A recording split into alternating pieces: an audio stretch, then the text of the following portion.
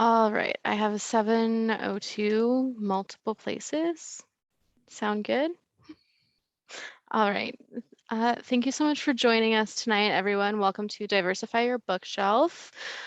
Before we jump into the content of our program today, I wanted to mention that we have two upcoming fall-themed programs. The first one is on Saturday, and it is called Fall Fun Fest, and it will have live music and food, and it'll be lots of fun. It'll be in the library parking lot from 4 to 7 p.m. There's no like timed event, so feel free to come anytime in that window. Next Saturday on 10/23, we have Costumes and Candy, which is especially for children, and we'll have some games and some characters there and some other fun things, and that will be from 2 to 4 on Saturday 10/23, and you are encouraged to register for that program. All right, let's jump in to our presenters. We have 5 presenters with us tonight. We have Amy Waters, Brenna Murphy, Josh O'Shea, Tom Malinowski, and I'm Katie Almendinger. We work both in the youth department and the adult department, so we will be covering content for readers of all ages, and we will make sure to call that out for each book so you know exactly who it's for. You also have the option of earning 1 free CPDU credit for your Illinois State Board of Education teaching licenses. So because of that, we also have learning objectives. And these learning objectives are increase awareness of diverse books for readers of all ages, critical thinking of materials as related to diversity, equity, and inclusion, understand diversity of formats and diversity of identity, and finally, to understand that diversity is present in all genres.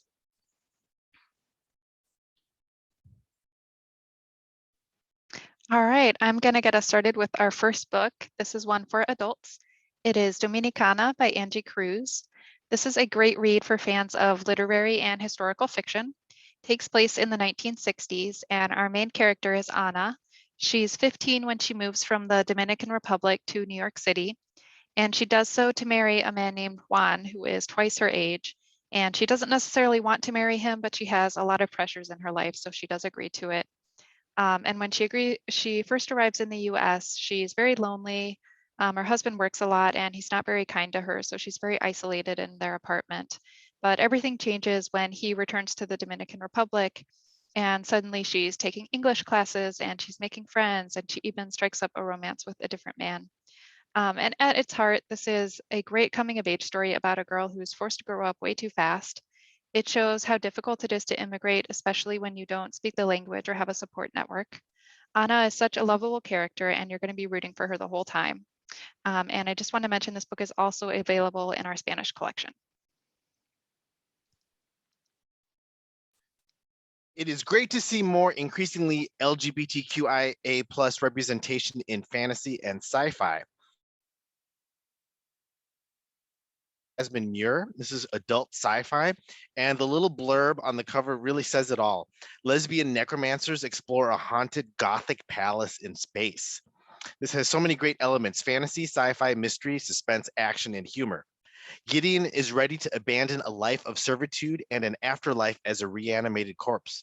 She packs up her sword, her shoes, and her dirty magazines and prepares to launch her daring escape.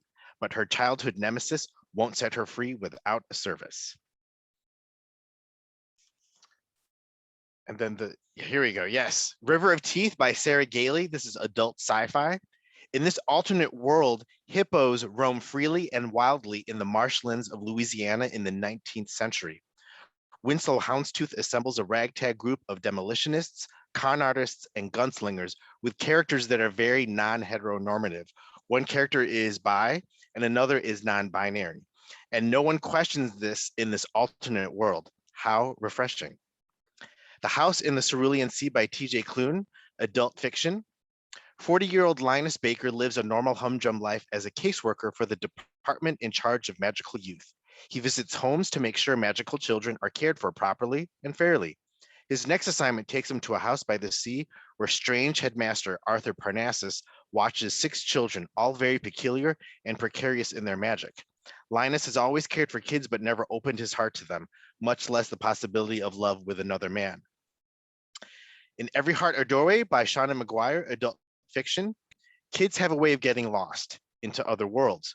Doorways are found, stairways discovered, and these kids didn't hesitate to embrace the unknown. And for several reasons, they are back on Earth by choice or by design. Eleanor West looks out for these kids as they are all dealing with the stress of being back, and they all want to return to the other worlds badly. When tragedy strikes among the kids, they must face facts that one of them is the killer. This has a great depiction of a young asexual character. So for something totally different, let's talk about picture books now. These all reimagine different neighborhoods and that kids can live in bustling neighborhoods and in multifamily unit buildings and not just in single family homes. And we know that kids live in apartments, especially in Glen Ellen, and especially with some of the new apartment complexes that are going up. A stroller coaster is super fun, and a ride on the stroller coaster can fix any toddler's bad day. This is a really fun story that goes through a great neighborhood, and it celebrates the bond between a father and his child. And the illustrations are really detailed, and you are going to want to go back and look at them more than once because there are Spanish words in the illustrations, and they're very detailed. So Everybody in the Red Brick Building by Anne Winter and Ogi Mora. I had to call this one out. Everybody loves Ogi Mora. So be sure to take a look at that one. It's just as great as Ogi Mora's usual stuff. This next one is Palatero Man by Lucky Diaz. And this is based on a song, which makes it really great for being read aloud to a group of preschoolers or toddlers. And if you have not tried a paleta, we highly recommend that you try one from Javi's Burritos downtown Glen Ellen.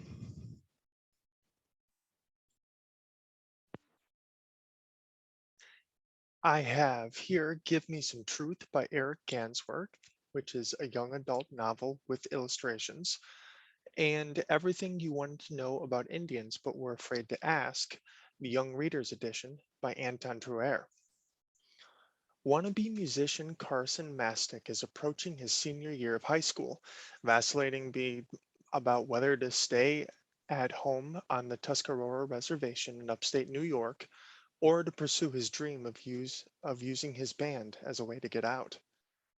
15-year-old Magpie Bacani is dealing with the opposite situation. Her mother, who sells traditional souvenirs to tourists, decides to uproot the family from the city and move them back to the reservation. Magpie joins Carson's band as a way of settling back into res life, and her love for the Beatles, John Lennon, and Yoko Ono is infused throughout the story. While Magpie's sister, Marie, is secretly dating an older guy she calls Mystery Man, Magpie is dating her coworker at the garage, a 30-year-old white man, although her conscience wrestles with this seemingly illegal relationship. As they gear up for the Battle of the Bands competition, Carson leads the group on an impromptu protest of a General Custer-themed restaurant located just off the reservation, run by an outspoken racist man who shot and injured Carson's brother in an act of self-defense. As Carson's and Magpie's lives, narrated in alternating chapters, intersect, their stories will capture a wide audience. Gansworth is a Haudenosaunee author with many young adult books about growing up Native, whether on the reservation or in cities. It has low-level graphic depictions of bodily and psychological harm from racist bigotry. Give Me Some Truth is mixed media in that it has original artwork done by the author of key moments in the story. This is for anyone interested in making music, finding one's personal identity, or going deeper into friendships. Everything You Wanted to Know About Indians But Were Afraid to Ask answers our questions like, what terms are appropriate for talking about America's first peoples? What terms are not appropriate? How many indigenous people were in North and South America before contact? What were historic views Native peoples had on homosexuality? How come everyone is laughing at a traditional Indian funeral? And many more. Truer is Ojibwe with many nonfiction titles about Native history and culture. This is for any reader with any level of knowledge and interest. There we go. So this morning, as I was preparing for this talk today, I was reading the Book Riot blog, and they made a point that I thought would be really good to share with this group. When you're looking to diversify what you or someone else reads, start with what you love. If you start at something more esoteric on a topic that you feel you should know, you might have a harder time getting drawn in and a harder time getting understanding. But you're a fan of mysteries, say, look for an author and or a protagonist that identifies in a way other than cis white, and look for a setting outside your usual environment. My favorite books are those that I can learn something new from, and this focus for diversifying my bookshelf serves that aim. When working with children, be sure you're providing material that expresses many genders, races, and cultures. This includes in your nonfiction. Make sure all your truck books don't just have white male truck drivers. Look for women and people of color behind the wheel. It's dinner time, isn't it? So for my first book, I read Finding Junie Kim by Ellen O. Korean American middle schooler Junie Kim is an introvert who is dreading the start of school. When the year begins with taunts at the bus stop and racist graffiti at the school, she just wants to bury her head and hope it all goes away. Her more outgoing friends want to fight for justice and form a club, but Junie's reluctance to draw attention to herself when she already feels like a target causes a rift that sends Junie into a mental health spiral. As she begins therapy to cope with her growing sense of dread, she also spends more time with her Korean grandparents. Thanks to a class assignment to interview an elder, Junie starts to hear the story of her grandparents who were about her age living in Korea during the Korean War. And the book alternates between this present day, Junie's present day, and then her grandparents' story and their tale of resilience and bravery. And this tale helps her find her own voice in her current situation. Relationship conflicts at school are resolved in a satisfying way, and racist behavior of students is called out. There are some racial slurs and suicidal thoughts in the novel. It's geared toward 4th to 7th grade and has 2-star reviews in SLJ and Booklist. The grandparent chapters deal with the effects of war on children, and if you are interested in those kinds of books, you might find Refugee by Alan Gratz or A Long Walk to Water by Linda Sue Park as similar read-alongs. Next up is Demystifying Disability, What to Know, What to Say, and How to Be an Ally by Emily Ladeau. This is a great guide to disability for young adults and adults. The author has multiple disabilities herself and has created a book that's really accessible for anyone that wants to know more about the topic, regardless of your background. It really drives home the point that everyone with a disability is different. She herself has Larson syndrome, and there are several other people in her family who also have the same syndrome, yet each of their experiences have been very different. There's so much in this book that it's really hard to summarize or give you a few things to go off of, but I'm going to do my best. So a few things that really stuck out to me were she really encourages us to respect each individual person's chosen identity. So the default should always be person first language. So you would say person with a disability, but others may prefer something else. So you should always refer to someone as they would prefer to be spoken to. She also talks about how it's okay to mess up. You should apologize, move on, and do some reflection and think about how you can do better the next time. She also discusses how quote unquote inspirational stories can actually be quite harmful. So for example, you may see something in the news about someone who uses a wheelchair and then they learn to walk again on their wedding day or on their graduation day. And these types of stories are meant to make people without disabilities feel warm and fuzzy, but it can actually imply that using a wheelchair is a bad thing. So to summarize, this book is a really good intro to disability awareness. It's relatively short and it's divided up into chapters based on different topics, and it's super accessible.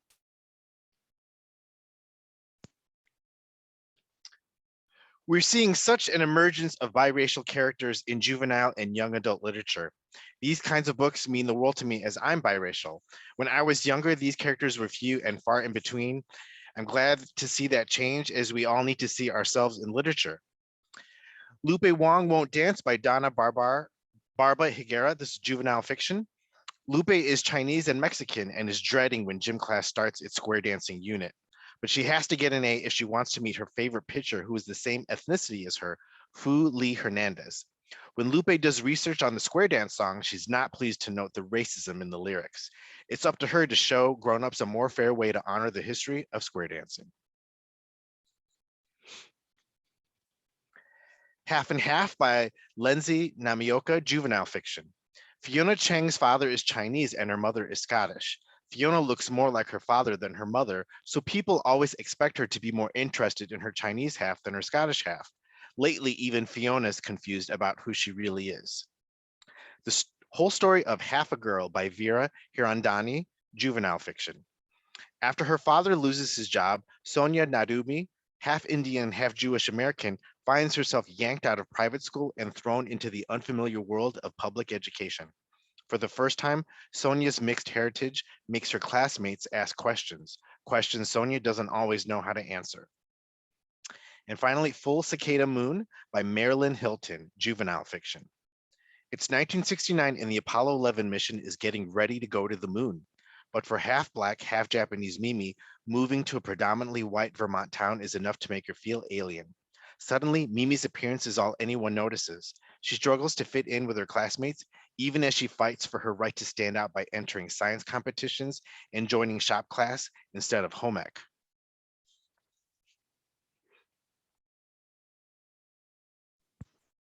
Some Wishes by Moon Tai Vaughn is easily my favorite picture book of 2021. And Brenna, if you could go to the next slide, I added some illustrations that really kind of call out the beauty of this book. As you can see, it has stunning illustrations and spare text. So it takes the story of a family fleeing Vietnam to find a safe home together. And it takes a really difficult subject and it makes it approachable and not so scary for really young children. And it also does this thing where it takes things that you wouldn't think have feelings and it gives them feelings. So the text here says, the sea wished it was calm. The home wished it was closer. And so I thought that that was a very unique element that I really enjoyed. And while I'm here, I noticed that we have a new attendee join us. And I just wanted to mention that we are recording this program, so you can catch the beginning of it on YouTube in a couple days if you're curious about it. Thanks.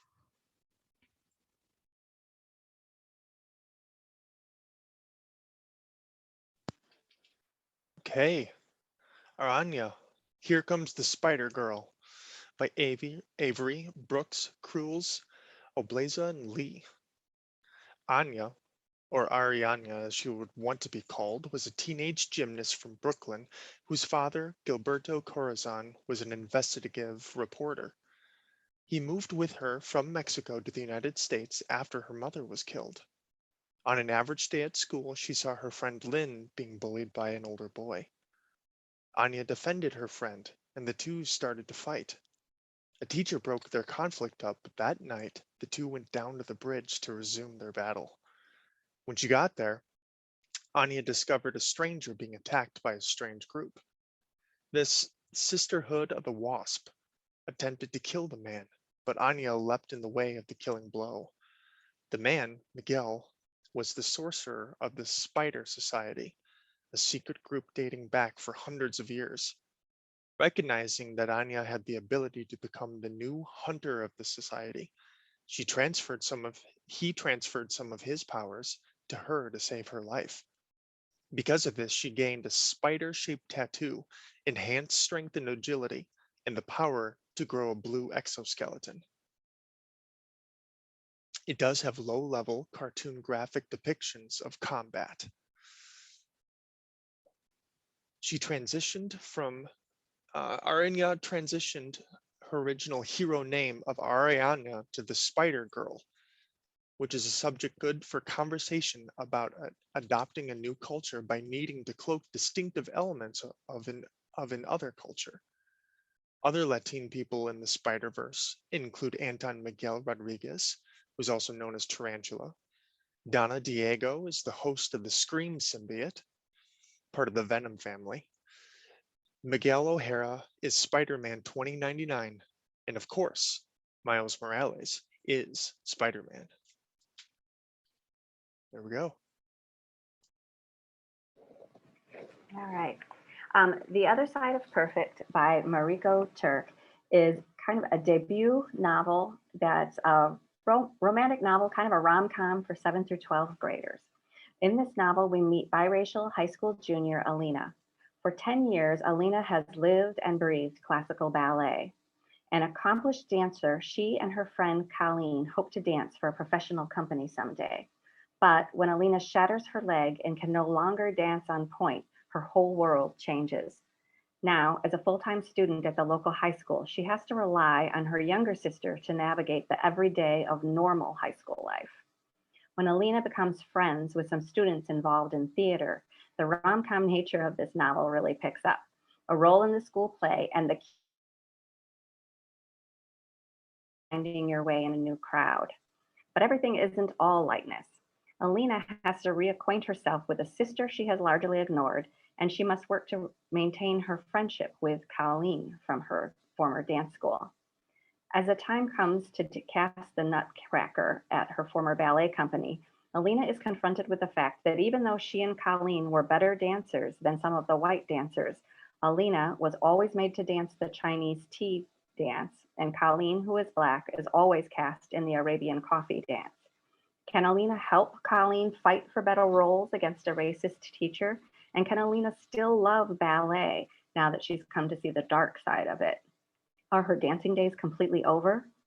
Love of family, love of ballet, the arts, and the boy next door all lead to a finale that will make you applaud. This is good for, geared really toward the YA crowd, but I think adults who like a good rom-com would also really enjoy it. Next up is The Firekeepers Daughter by Angeline Booley. And this is a young adult novel that has had a lot of hype over the last year. It was chosen for Reese Witherspoon's YA book club, and it's also being made into a series for Netflix. So read the book before that comes out. Our main character is Donna Fontaine. She lives in a Native American community in the Upper Peninsula of Michigan. She is half Ojibwe and half white, and because of her identity, she often feels that she doesn't fit in. Donna is someone who's faced a lot of trauma in her life, and when she's witness to a murder, she's drawn into a criminal investigation. That is how she meets Jamie, who is her love interest, and there is a strong romance storyline in this book. You'll enjoy this one if you like fast-paced stories, lots of action and intrigue, complicated families and relationships. What really sold this book for me is that it talks about life in the Ojibwe community, food, traditions, traditional medicine, and I learned so much just from reading this book. I will say that this book is categorized as young adult. There is some language, sexual content. It does discuss drugs. So just keep that in mind, and it will kind of just depend on the maturity of the reader. I think it's also one that will appeal to adults. I'm an adult and I enjoyed it quite a bit.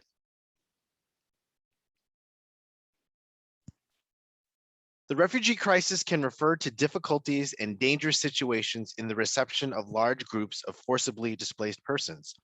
A crisis could occur within the country, while attempting to leave, or while on the move to a safe country, or even after arrival in a country of asylum. We Are Displaced, My Journey and Stories from Refugee Girls Around the World by Malala Yousafzai, Young Adult Biography. Malala's experiences visiting refugee camps caused her to reconsider her own displacement, first as an internally displaced person when she was a young child in Pakistan, and then as an international activist who could travel anywhere in the world, except to the home she loved. In We Are Displaced, which is part memoir, part communal storytelling, Malala not only explores her own story, but she also shares the personal stories of some of the incredible girls she has met on her journeys. Call Me American by Abdi Noor Ifin, Young Adult Biography. In an amazing stroke of luck, Abdi won entrance to the US in the annual visa lottery. Though his route to America is filled with twists and turns, there's a harrowing sequence of events that nearly stranded him in Nairobi. When Stars Are Scattered by Victoria Jameson, juvenile biography graphic novel. Omar and his younger brother Hassan have spent most of their lives in Dadaab, a refugee camp in Kenya. Life is hard there, never enough food, achingly dull, and without access to the medical care Omar knows his nonverbal brother needs. So when Omar has the opportunity to go to school, he knows it might be a chance to change their future. but it would also mean leaving his brother, the only family member he has left. One of the best nonfiction graphic novels I've read. This really puts things in perspective when you realize Omar has lived in a refugee camp for many, many years. And How Dare the Sunrise by Sandra Urang I. Yi Mana with Abigail Pesta, young adult biography. In this powerful memoir, Sandra, a girl from the Democratic Republic of the Congo, tells the incredible true story of how she survived a massacre, immigrated to America, and overcame her trauma through art and activism. A big takeaway from the book is the message about how race in the USA is a much bigger deal than it is in Africa. Sandra talks about how she never really thought about her skin color in Africa, even though there are many different skin tones and even white people in Africa. It wasn't a big deal until she got to the USA.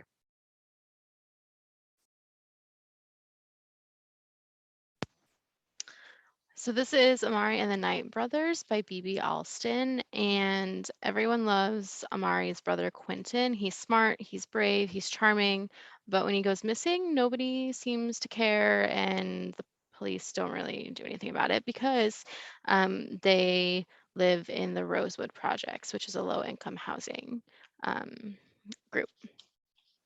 And so Amari, who is a classic strong female, she takes matters into her own hands, and she discovers a briefcase in Quentin's closet. And this briefcase helps her uncover a hidden supernatural world that is existing around her. And this is a must read of 2021, in my opinion, and it really has it all. It has a secret magical world, it has high risk competition, it has great friendships, and a boarding school setting. So if you have readers who like Percy Jackson or Harry Potter or Nevermore, you really need to give them Amari. And the sequel is coming out soon.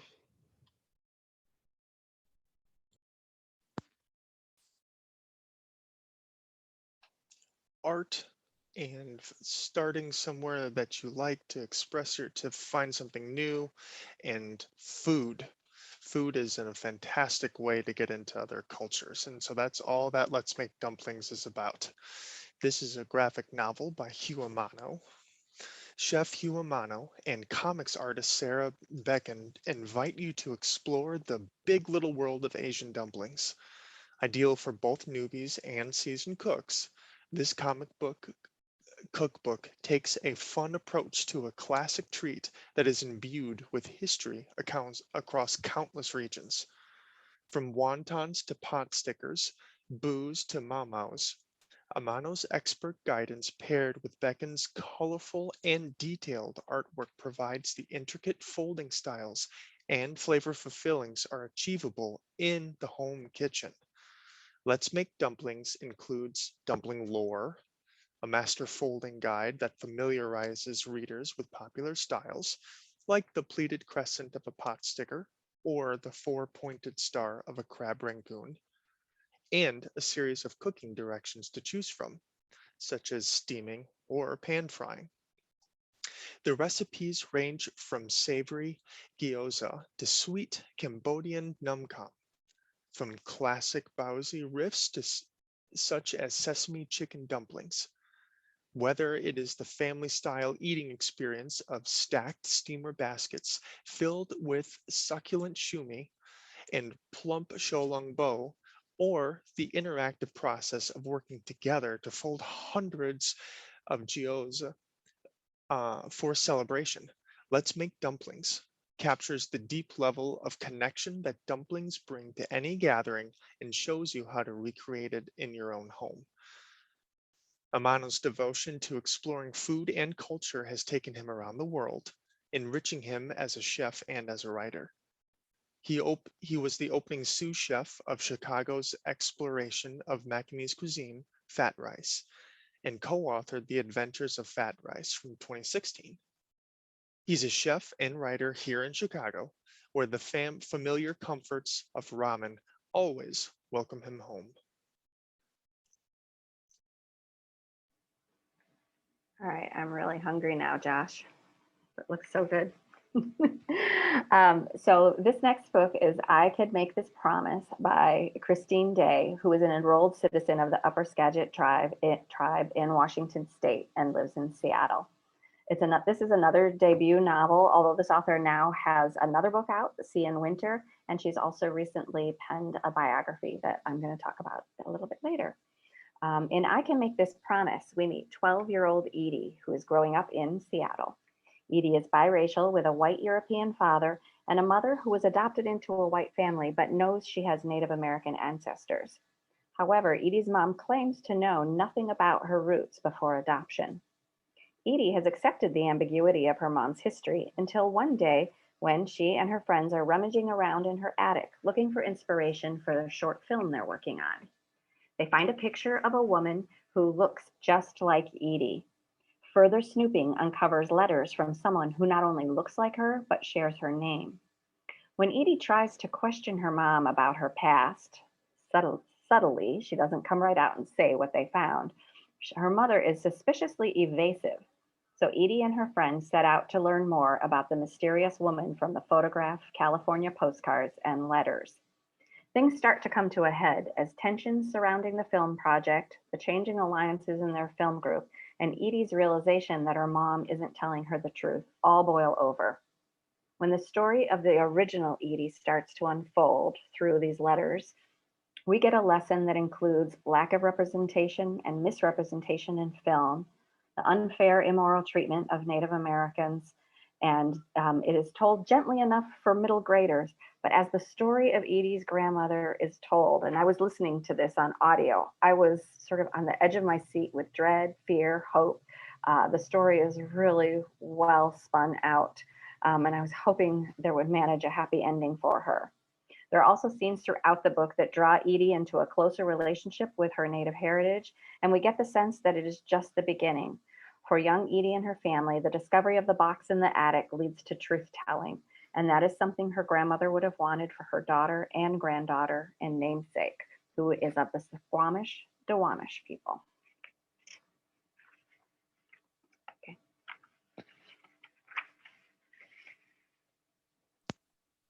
All right, these are just some of the benefits of wordless books.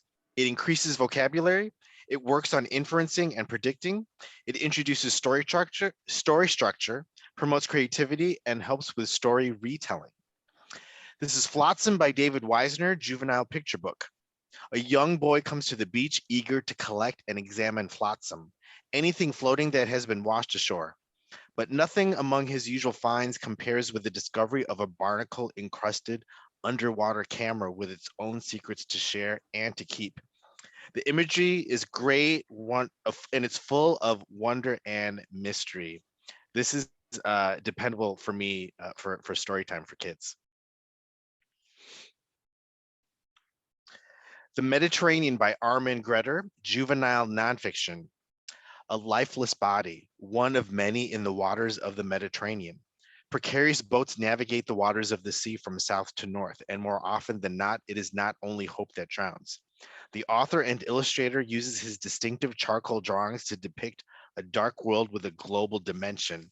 This will just take minutes to read, but this is really haunting what the illustrator, how he uses his medium of charcoal to depict something really terrible. Okay, and on a lighter note, Robot Dreams by Sarah Varon, a juvenile graphic novel. The enduring friendship between the friendship that's tested, and when friendships end, and sometimes it's for the right reasons beyond your control. Here, Dog has just built Robot, and where do they go first? To the library. Keep it up, Dog and Robot. And last, The Arrival by Sean Tan, young adult and juvenile graphic novel. Sean Tan evokes universal aspects of an immigrant's experience through a singular work of the imagination. He does so using brilliantly clear and mesmerizing images because the main character can't communicate in words. The book forgoes them too. But while the reader experiences the main character's isolation, he also shares his ultimate joy.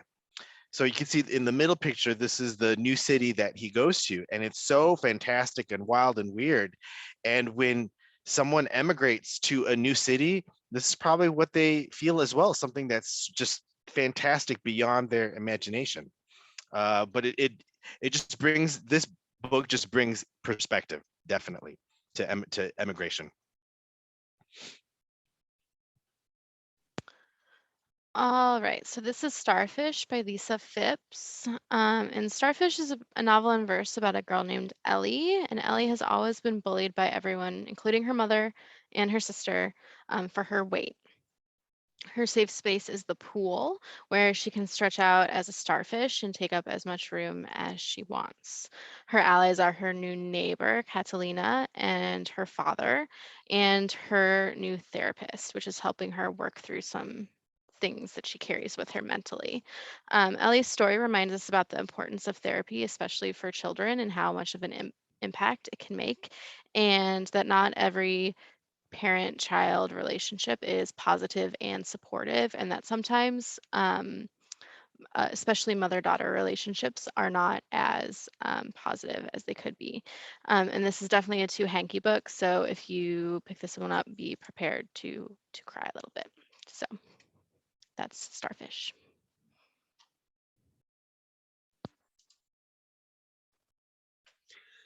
We Three by Marcus Howard Jones is a high-low young adult novel. And Ask Me About Polyamory by Tikva Wolf is I guess you call it mixed media. It's a combination of black text and pictures, illustrations. Jasbina, or Jassy, Dylan, is at summer performance camp to address concerns of her parents and teachers over her struggles at school and her lack of close friends. To Jasbina's surprise, she quickly makes two new friends, Ames and Sydney. The problem is that the pair can't seem to stand each other, and Jassy realizes she's got romantic feelings for both of them. Just as Jassy is worried she may need to choose one over the other, Ames and Sid start to get along, but a little bit too well. It seems like Jassy may have missed her chance at both love and friendship, since Ames and Sid only seem to have eyes for each other. Jassy is upset until Ames and Sid tell her that they want to be with her too. The three spend their time at camp working out their relationship in the face of misunderstandings, assumptions, and envy of counselors and fellow campers. As camp gets close to ending, Sid proposes that the three of them just run away from camp together. Ames feels that the only solution is for the three of them to just end the relationship. Jassy, heartbroken and hurt, realizes she needs to find the courage to convince her parents that their love can survive in the real world. We Three is a high-low book, so the story appeals to high schoolers and to young adults while being accessible to people who have autism, dyslexia, or read at levels lower than high school. Howard Jones is a public speaker and workshop facilitator, specializing in topics of gender, sexuality, creative writing, community research, zine making, and collective storytelling. Ask Me About Polyamory is a graphic novel nonfiction book that gives information for anyone interested in the topic at any level of knowledge. Sections include practical living, successful relationships, troubleshooting, transitions, and taking care of yourself, dating scenes, and identities. Wolf is genderqueer, lives in proud polyamory, and uses the they/them pronouns. So they're an expert in what they're writing. They're a freelance author and illustrator focusing on the topics of communication effectiveness and relationship dynamics. Neither book has as explicit or graphic content, but does have direct descriptions and definitions of words and ideas so that you can really get a sense of understanding the content and what each character go through. Wolf's work is used as an aid by therapists and educators. So it's got stars from experts.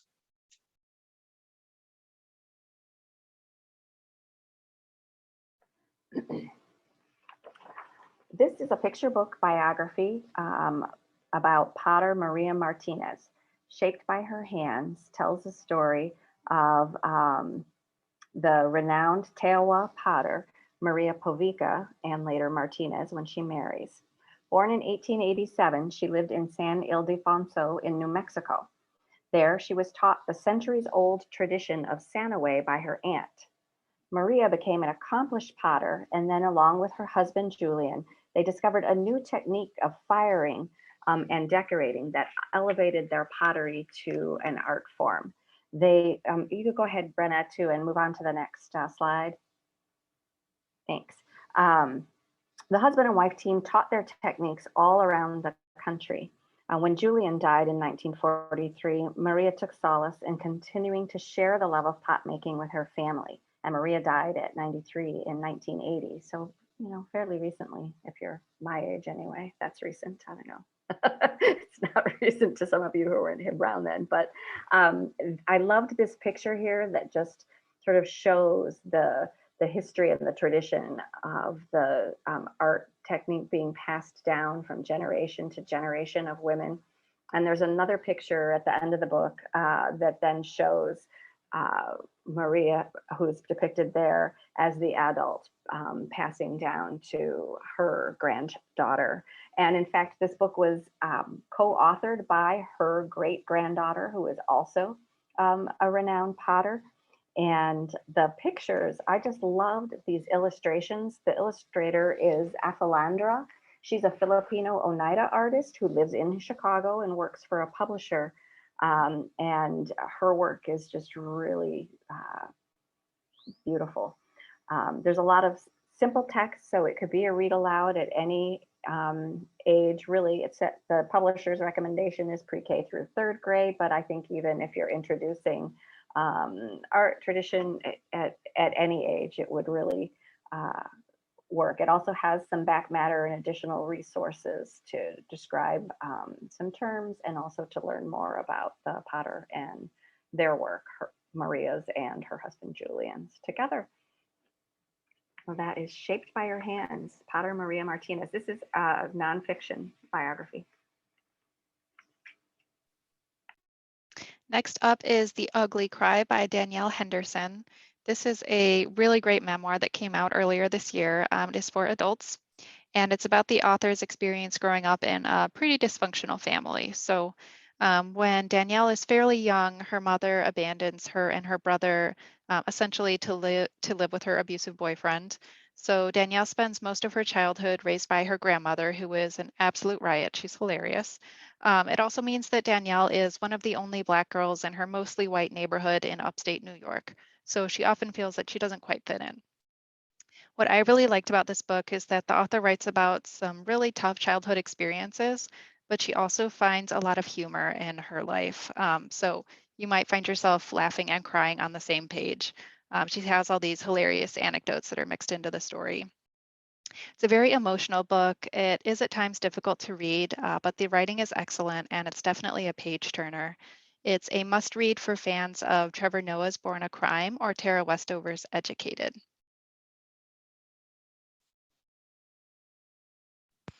All right, so these are 3 romance books for adults. Dial A for Aunties or Aunties is one that I have been pushing onto almost everybody. So if you've already talked to me about this book, I apologize. You're going to have to listen to it again. So this is a story about what happens when you mix one accidental, in parentheses, murder with 2,000 wedding guests, and then toss in a possible curse on 3 generations of a Chinese Indonesian family. You get 4 meddling Asian aunties coming to the rescue. This is a second chance romance story, so if that's your romance trope, this is for you. Or if you like cozy mysteries, I also think that you'll really enjoy Dial A for Aunties, and it is coming soon to Netflix. I'm gonna hop over to the other side and talk about One Last Stop by Casey McQuiston. And this opens with August, who has bounced around from state to state and university to university, trying to fit in and trying to find her people. She's landed in New York City without a job or a place to live, but she's determined to make it work. On August's first day of class, she takes the Q subway line and she notices Jane. Jane is bold, mysterious, and she's stuck in the 1970s. like literally stuck in the 1970s. Soon, August can't stop thinking about Jane and how to get her out of the 1970s. This is a really hard book to describe, so please just go check it out. Don't take, my poor description of it. But you are going to love August and her friends, and it really comes together even though it has a lot going on. It's really funny. It has some historical moments that are key to the LGBTQIA plus community that we don't often talk about, and it has really vibrant characters, and it still manages to have a believable love story, even though the timing of it is weird. And then the one in the middle is Get a Life, Chloe Brown by Talia Hibbert. And Chloe Brown is chronically ill. She's a computer geek with a goal, a plan, and a list, some things that, I can relate to. And Redford Morgan is a handyman with tattoos, a motorcycle, and more appeal than 10,000 Hollywood heartthrobs. He's also an artist who paints at night, and he hides his work in the light of day because he doesn't want people to see it. And then Chloe only knows this because she spies on him occasionally. These are funny stories with lovable characters, and they really talk about ability and mental health. And I highly recommend reading all of the Brown sisters books.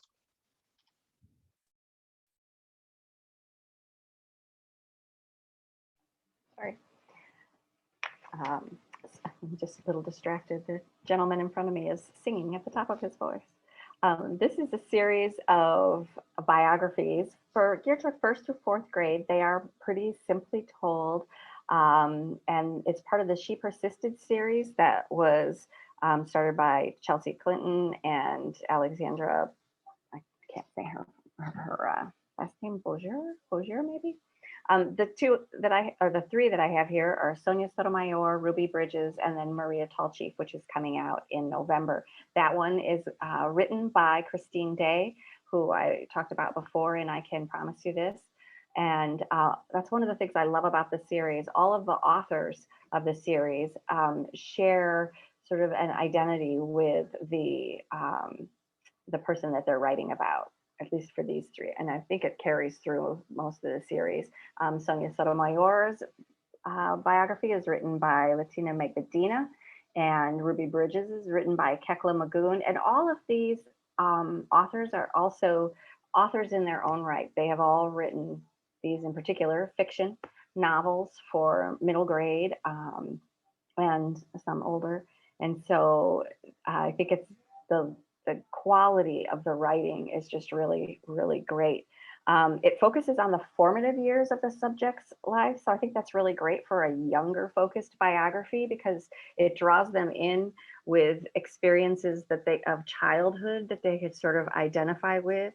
And then they talk about the subject's life with a real focus on resilience. So they depict the struggles and the growth of each person, whether it's Sonia or Ruby or any of the other women in the series.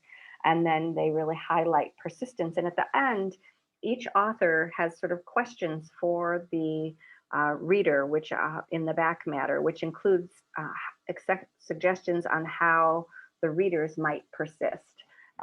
So the back matter is almost as long as the book. So the books themselves are slim and easy to accomplish for a younger grade, but have some excellent supporting materials in them. There are at least 31 titles in the series with more coming out. So that's the She Persisted biography series.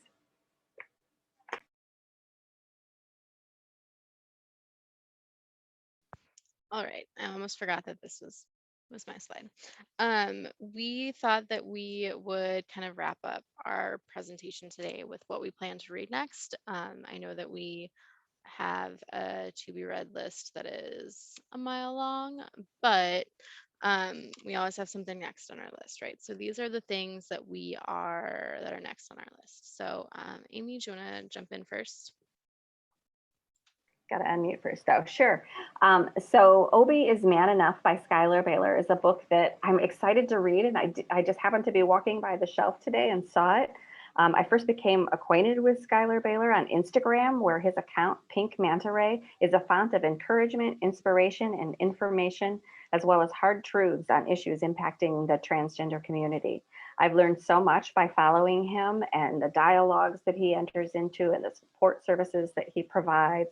He was the first openly transgender student to compete in swimming, just like Obi, as an NCAA Division I men's athlete. The publisher's recommendation for this is middle grade, ages 10 and up. I haven't read it, so I can't comment, but I know as an adult, I'm excited to read it. And I think it would be, it's a great book for us to have on the shelf in the youth department to make available to anybody who would like to read it. All right, so then I'll go next. I'm just going to go in the order of how they are on the slide. I am going to read Gone to the Woods, Surviving a Lost Childhood by Gary Paulson. Something sad came across my news feed today, and it was that Gary Paulson has passed away today. He was 82, and he is well known for books like Hatchet and Brian's Song, and he has written some really notable wilderness survival stories that are really kind of unlike anything else. And I'm excited to see what he has to say about his childhood, because I have a feeling that it's going to be gripping and emotional, and I think now is a great time to read it. The Afro-Minimalist Guide to Living with Less by Christine Platt grabbed my attention, if only because look at the simple, luscious color of it. So Platt talks a little bit about the trends in minimalism. Maybe some of the panelists have seen this, or maybe some of the people who are watching also know. And one of the things that Platt talks about is she's hit with the kind of insane concept of, in order to somehow pare down and to live more simply, there's an extreme pull to buy all the right things in order to pare down and live simply.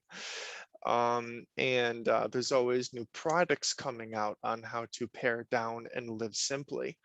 So it's like it undoes its own trend, right? We want to get over here, but we keep doing all this consuming, which is undoing this minimalism. So what she did is she's an academic, and she dug into her own trove of writings that are kind of more on the heady end, and she also talked with her group of core friends and her community about the kind of idiosyncrasies she's seen in the lifestyle, and pretty much wants to say this is a good idea and this is the better way to do it.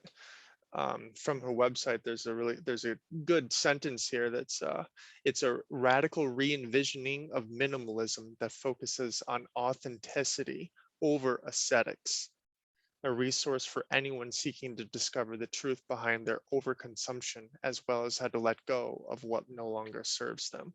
So this is written for adults, but pretty much anybody who feels comfortable at the reading level can go for it.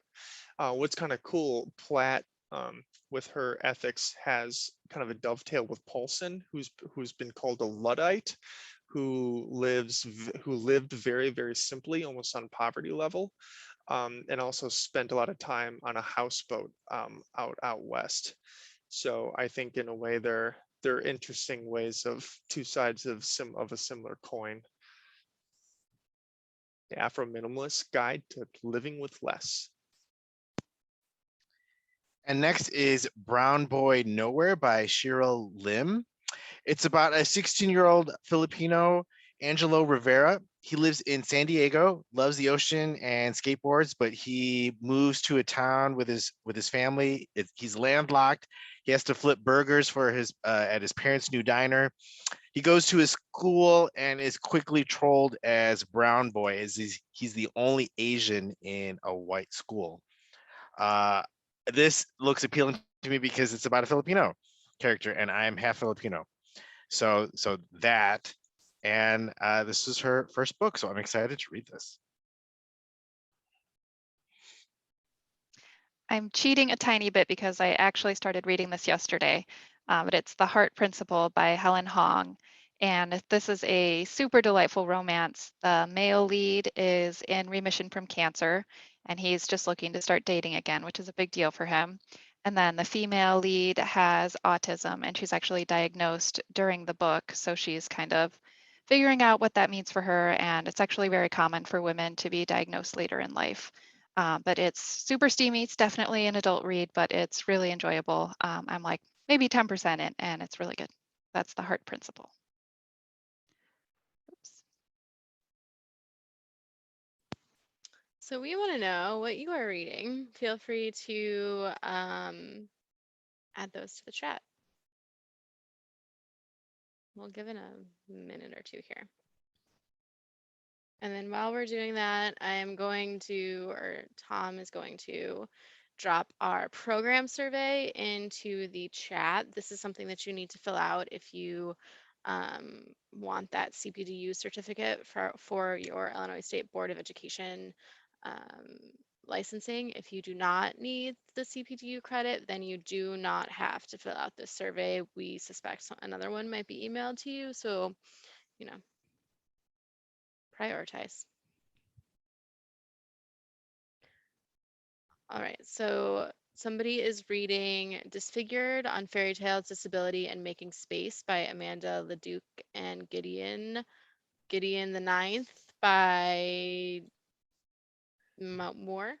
Tams and Yep. Tristan Strong, Destroys the World. That one's really good. So if you like Tristan Strong, you are going to like Amari, like 100%, no questions asked. And If I Was Your Girl by Meredith Russo, which I Yeah, I read very Russo's stressful. book a while ago. It is. And that's another good question too. Like you want to have the nice world that you can go into, but you also want to have representation about the struggles people go through, and that's a perfect example. And I think this list really showcases that like sometimes we need those heavy things and sometimes we want something that's a Yep. little bit lighter, that's more comforting. All right. Well, that's all we have for you today. We're going to end pretty much right on time here. I'm really proud of us. So thank you so much for coming. And then if you are ever wanting more reading recommendations, feel free to go to gepl.org and search for your next read, and we can send you personalized recommendations directly to your email based on what your reading your reading habits. So definitely take advantage of that. Thanks, everybody.